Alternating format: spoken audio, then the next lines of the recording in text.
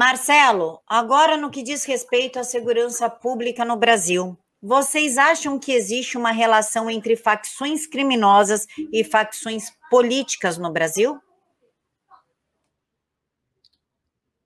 Sim, já existe isso, né? Você já tem facções criminosas que procuram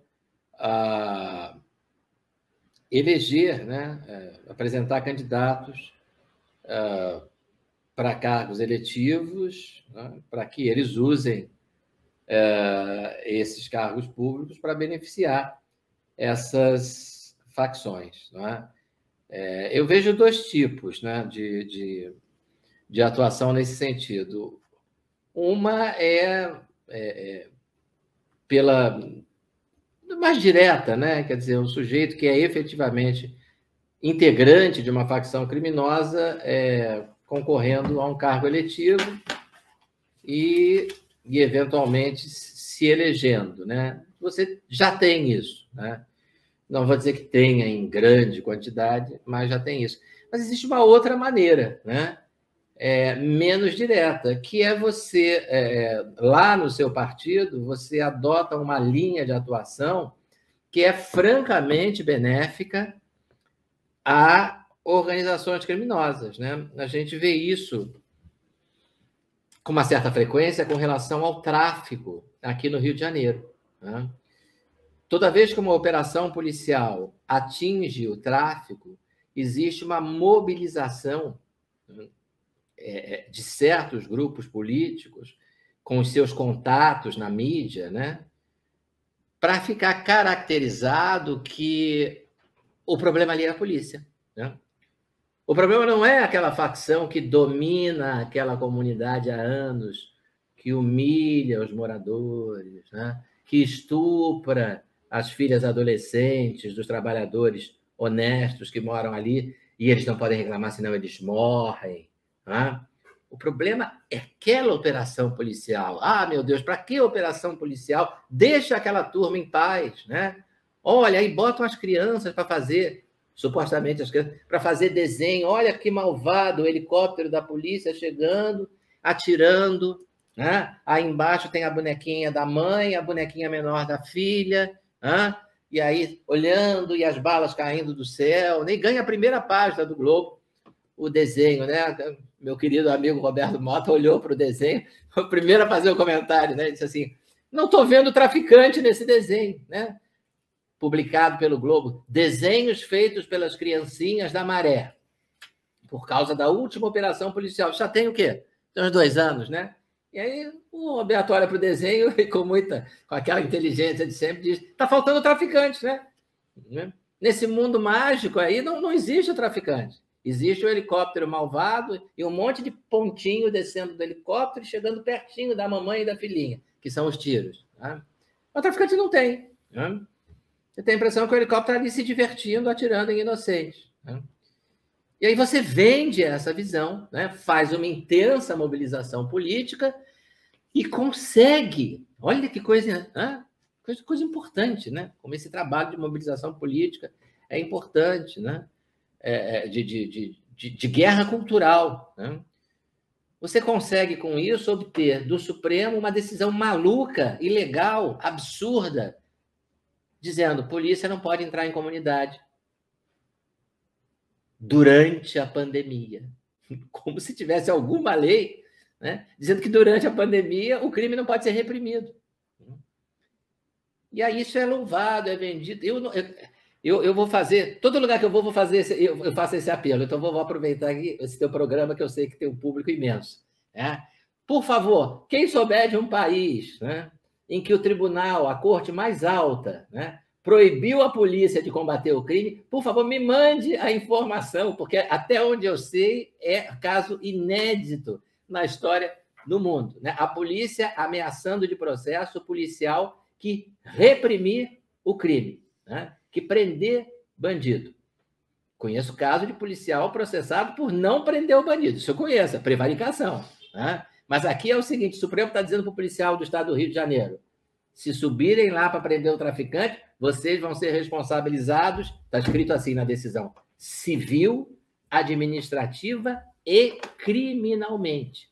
vai responder a processo administrativo, vai responder a processo civil e vai responder a processo criminal. Você vai ser preso, você, policial, como ousa perturbar o traficante?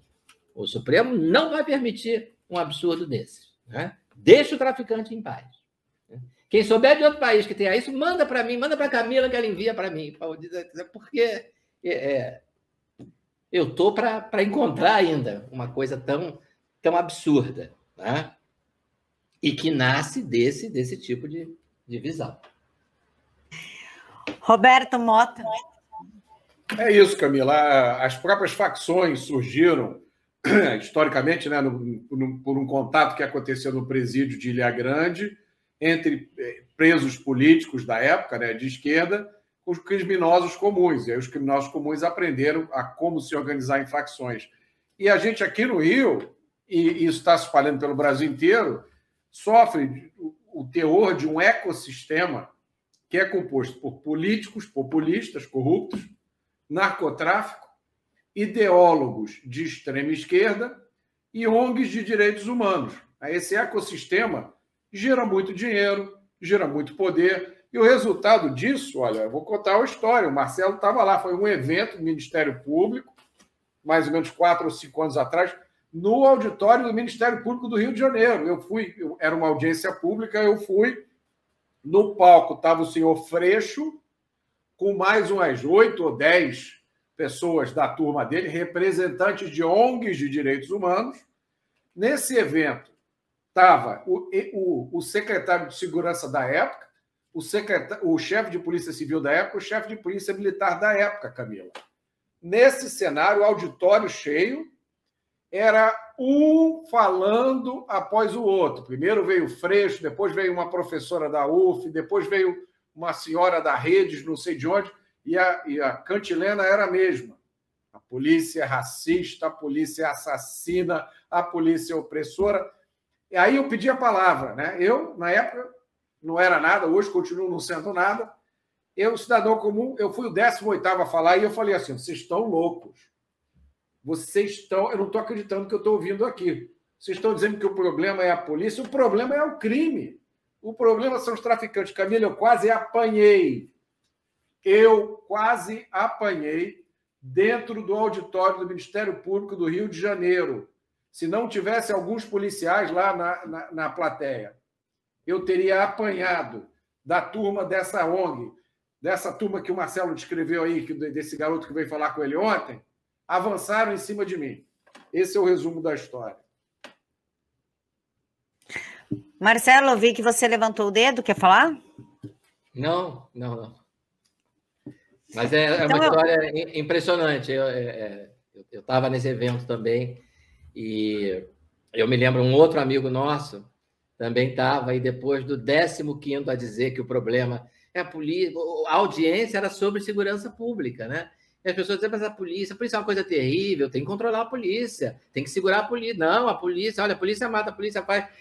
Aí lá pelo 15º a falar isso, o meu amigo, eu lembro que eu ri muito na hora, ele vira para mim assim, com uma cara assim engraçada, e diz, ninguém vai falar do bandido, não? Porque uma audiência da segurança, ninguém vai falar em bandido, né? Ninguém ainda tinha pronunciado a palavra bandido, traficante, criminoso, assaltante, estuprador, mas não tinha falado nada. Ele falou, será que ninguém vai falar? Né? Será que é um detalhe, né? Um pequeno detalhe na segurança pública, é a questão do bandido? Né? É isso mesmo. Só o Roberto foi o primeiro a lá e foi, por essa parte do público, e foi execrado. Né? Execrado. Né? Como a história que eu contei do meu amigo. Né? Falou, poxa, mas isso não é opinião, isso é discurso de ódio, é discurso de morte. Você defende a morte. Né? Pois é, vivemos num país bandidolatra e agora censurador, inclusive com mídias que deveriam lutar pela liberdade plena de expressão, porque afinal palavras não ofendem e não machucam. Eu tenho absoluta certeza que elas não quebram ossos.